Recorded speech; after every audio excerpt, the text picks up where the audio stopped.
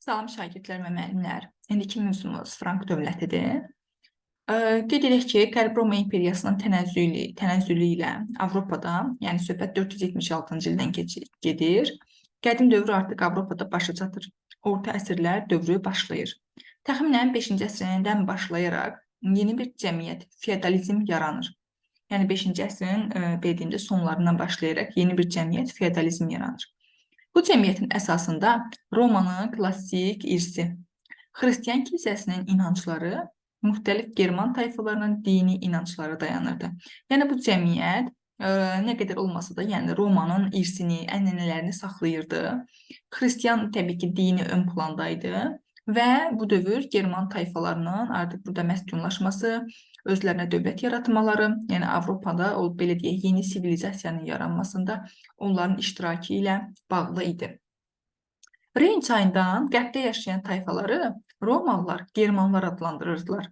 Germanlar hələ ibtidai icma cəmiyyətində yaşayırdılar, yəni quldarlığa onlar görməmişdilər. Mühüm məsələlərin həll olunduğu xalq yığıncaqları var idi. Yəni mühüm məsələlər burada xalq yığıncağında həll olunurdu. Onların əsas məşğuliyyətləri maldarlıq və ovçuluq idi. Yəni maldarlıqla və ovçuluqla məşğul olurdular əsasən. Hələ 1-ci əsrdə Roma İmperiyası istəyirdi ki, Reyn çayından qərbdəki o Germanların yaşadığı əraziləri ələ keçirmiş olsun. Lakin bunu bacara bilmir, yəni həmin vaxt üçün ələ keçirə bilmir.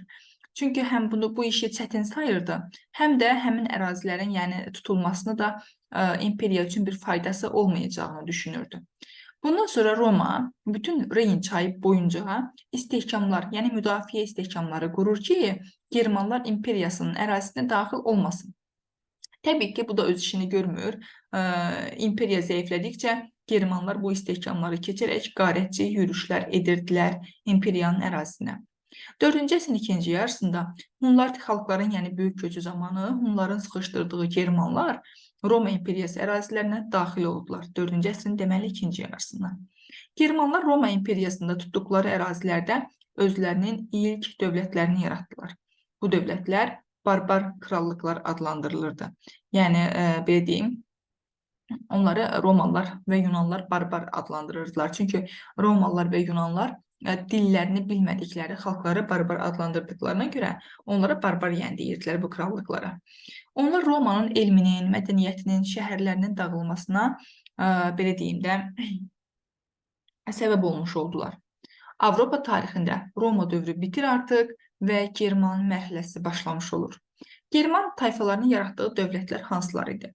Onlar İtaliyada Oskot dövlətini yaratmışdılar. Vestgotlar İspaniyada idi. Britaniyada Anglo-Saks dövlətlərini yaratmışdılar. Qalliyada Frank dövləti mövcud idi. Vandallar isə Afrikanın şimal-şərqini işğal edib orada özlərinə dövlət yaratmışdılar. Yəni Vandal krallığını. Bunlardan biri qeyd etdiyimiz kimi, yəni bu German tayfaları tərəfindən yaradılan dövlətlərdən biri Qalliyada yaranmış Frank dövləti idi. Frank dövləti Frank tayfalarının adından götürülüb. Frank tayfaları hökmdarların, yəni hərbi başçıların rəhbərlik etdiyi iki qola ayrılırdı. 5-ci əsrin sonlarında Frankların bir hissəsi birləşərək Qalliya istiqamətində yürüşə başladılar. Bu zaman onlara Xlodvig rəhbərlik edirdi. Deməli, Frank dövləti Frank tayfaları tərəfindən yaradılıb, bu tayfaların başçısı isə Xlodvig idi. Xlodvig 484-cü ildə Soissons döyüşündə Roma canişinini məğlub edib, onu Qalliyadan qovub çıxarmış olur. Və nəticədə Paris şəhərdə daxil olmaqla Loara çayına qədər əraziləri ələ keçirmiş olur. Soissons döyüşündən bir neçə il sonra Xlodvig Qalliyaya yürüş edən zaman ona kömək etmiş tayfa başçılarını zərərsizləşdirərək özünü Frank kralı elan etdi. Yəni, vaxtı ilə ona kömək eləyib Qalliyanın bir hissəsini Parisdə daxil olmaqla Loara çayına qədər əraziləri ələ keçirməyə kömək etmiş tayfaları, o cümlədən tayfa başçılarını aradan götürdü və özünü Frank kralı elan etmiş oldu. Nəticədə 5-ci əsrin sonlarında Frank krallığı yaranmış oldu. Bu krallıq indiki Fransa və Almaniyanın qərb hissəsini əhatə edirdi. Krallıq keçmiş Qərbi Roma İmperiyasının ərazisində yaranmış dövlətlər içərisində ən uğurlu və uzun müddət mövcud olubdu. Xlodvig gəlin görək nələrə imza atıbdı. O, xristianlığı dövlət dini elan edib. Yəni, belə deyim, bu ərazilərdə möhkəmlənə bilmək üçün xristianlığı qəbul etdi, əhali içərisində nüfuzu olsun deyə və öz istədiyinə çatır. Bununla həm ruhanilərin, həm yerli əhalinin rəğbətini qazanıb. Qalliya üzərində hakimiyyətini möhkəmləndirib, Roma, German artıq mədəni birliyinin yaranmasına şərait yaradıb ki, Roma-German birliyi gələcəkdə fransız xalqının yaranmasına təkan vermiş olacaq. Dövlətin inzibati cəhətdən vilayətlərə böldü. Bu vilayətləri qraflar idarə edirdilər. 6-cı əsrin əvvəllərində Frank dövlətinin ilk qanunlar toplusu olan Salik qanunları yaranmış oldu. Latın dilində Roma hüququ əsasında tərtib olunmuş, hətta 9-cu əsrdə də qüvvədə qalıbdı bu qanunlar toplusu. Deməli, Xlodvik tərəfindən tərtib olunub. Xlodvikin varislərinin dövründə isə kral hakimiyyəti zəifləyir. Baş məmur Karl Martelin dövrünə gələk. 8-ci əsrin birinci yarısında o baş məmur idi, Martel. Orduya rəhbərlik edirdi. Yəni ordu, belə desək mümkündür, yəni onun tabeliyində idi. Və dövləti kralın adından idarə edirdi. Yəni kral deyildi, sadəcə olaraq kralın adından dövləti idarə edirdi. O hərbi islahat keçirib. Onun həyata keçirdiyi bu hərbi islahatın nəticəsində zirəkli atlılardan və cəngavərlərdən ibarət Frank qoşunu yaradılır. Və bu güclü ordu ilə 732-ci ildə Poitiers döyüşündə ərəbləri məğlubiyyətə uğradır və ərəblərin Avropanın o qərbinə hərəkətinə mane olur. Ən güclü imperator isə, daha doğrusu ən güclü birinci hələ kral idi. Bu böyük Karldır. 768-814-cü illərdə hakimiyyətdə olub. Frank dövlətinin ən qüdrətli dövrüdür. O da hərbi islahat keçirib, yəni Martel kimi hərbi islahat keçirib. Və kəndlilərin orduya çağırılmasını qadağan edib. Çünki kəndlilərin orduya getməsi əkinçiliyə, sənətkarlığa, yəni belə deyim, mənfi təsir göstərirdi. Ona görə o kəndlilərin orduya çağırılmasını qadağan edir. Qohumlarına və əyanlara çoxlu torpaq sahələri, ərazilər paylayır. Əvvəllər bu torpaqlar şərti verilsə də, sonralar irslə keçməyə başlayır ki, bu da dövlətin parçalanmasına səbəb olur. Çünki artıq irsi torpaq almış feodallar, yəni kralı artıq belə desək mümkünsə hakimiyyətini qəbul etmirdilər, onu nəzərə almırdılar. Böyük Karl xarici hücumdan qorunmaq üçün güclü süvari ordu yaratdı və bundan sonra başladı hərbi yürüşlərə. İşğalçılıq siyasəti yeritməyə başladı. İspaniyada ərəblərlə savaşdı və Pireneya yarımadasının şimalında bir sıra əraziləri ələ keçirib xristianlığı yaymağa başladı. Ardınca sakslara qarşı vuruşub və bu vuruşmanın nəticəsində 30 il çəkib bu mübarizə. Sonda saks əyanlarına torpaq verərək öz tərəfini çəkib onları, ondan sonra özünə tabe edə bilibdir.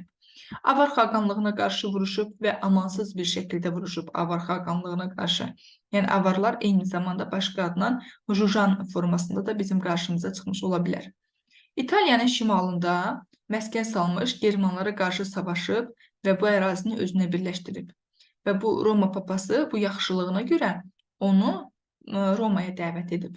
Və 800-cü ildə Romada papa onun başına tac qoyur və onu imperator elan edir. Və nəticədə Roma, xristian və Alman elementlərinin bir araya gəldiyini göstərirdi bütün bunlar. Artıq yeni sivilizasiya formalaşmış olurdu. Roma imperiyasından sonra Böyük Karl ilk dəfə idi ki, Qərbi Avropanı yenidən birləşdirdi. Və Bizans eyni zamanda Ərəb xilafəti ilə də diplomatik əlaqələr qurulubdu Böyük Karlın dövründə. Böyük Karlın dövrünün ölümündən sonra oğlanları, nəvələr arasında hakimiyyət uğrunda mübarizə başladı. Və nəhayət 843-cü ildə Verden müqaviləsi ilə imperiya 3 hissəyə bölündü və 3 nəvəsi arasında bölündü. Gələcəkdə isə burada Fransa, Almaniya və İtaliya adlandıracağımız dövlətlər yarandı. Bu parçalanma Qərbi Avropada 2 əsrdən çox davam edən feodal dağınıqlığına səbəb oldu. Yeni yaranan hər 3 dövlət də feodal mülklərinə parçalanmışdı. Məsələn, Fransa, gəlin görək bu 2 əsrdə, 9-11-ci əsrlərdə vəziyyət nə yerdə idi? Yəni, vahid dövlət sayılsa da, yəni Fransa deyilirdi, amma feodal mülklərinə parçalanmışdı. 10-cu əsrin sonunda Kapetinklər sülaləsi hakimiyyətə gəlir, yəni Karolinklər sülaləsinin dövrü başa çatır. Bu dövrdə kralın mülkü, yəni kralın mülkü o qədər zəifləmişdi ki, torpaqların çoxu feodalların əlində idi. Və kralın əlində ancaq Paris və Orlean arasındakı ərazilər qalmışdı. Almaniyada vəziyyət necə idi? Əslində Almaniya Avropada, yəni 19-cu əsrin 70-ci illərinə qədər dağınıq bir halda qalsa da, bu Verdi müqaviləsindən sonra birinci bu vahid halda idi. Yəni vahid krallıq formasında idi. Daha sonra ölkəyə xarici hücumlar oldu və nəticədə o vahidliyini itirmiş oldu. Vahid Almaniya kralı 1-ci Otto idi. 936-73-cü illərdə hakimiyyətdə olub.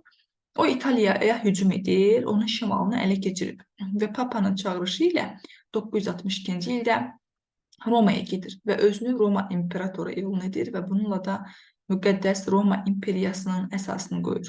962-1806-cı illərdə. İtaliyaya gəldik. İtaliyada isə bu iki əsrdə siyasi dağınıqlıq vəziyyətində idi. Əsas sənətkarlıq və ticarət mərkəzləri olan şəhərləri var idi. Və 9-10-cu əsrlərdə Pisa, Venesiya, Genuya, Florensiya kimi şəhərlər özünü idarə hüququ qazanaraq müstəqil şəhər respublikalara çevrirdilər. Bu iki əsrdir. 9-11-ci əsrlərdə Qərbi Avropada feodal münasibətlərinin formalaşması başa çatır. Yəni bu deməkdir ki, artıq kral hakimiyyəti zəifləmişdi. Feodallar torpaqların demək olar hamısını ələ keçiribdi. Kəndlilər isə tamamilə təhkimli vəziyyətinə salınıblar. Avropada 9-10-cu əsrlər bu vikinglərin yürüşü ilə səciyyələnir. Vikinglər Skandinaviyada yaşayırdılar. Onlar yeni ticarət yolları və qənimətlər ələ keçirmək üçün tez-tez yürüşlər həyata keçirirdilər. Və onların gəmiləri ən yaxşı, yəni belə deyim, gəmi qayıranlar sayılırdılar həmin dövrdə. Təxminən 1000-ci ildə onlar Şimali Amerikaya gediblər. Bu dövrdə iqlimin mülayimləşməsi ilə Skandinaviyada əkinçiliklə məşğul olma şərait yaranmış olur. Ona görə də vikinglər tədricən qarətçi yürüşləri dayandırıb, əkinçiliklə məşğul olmağa başlayırlar. Mövzumuz bu qədər.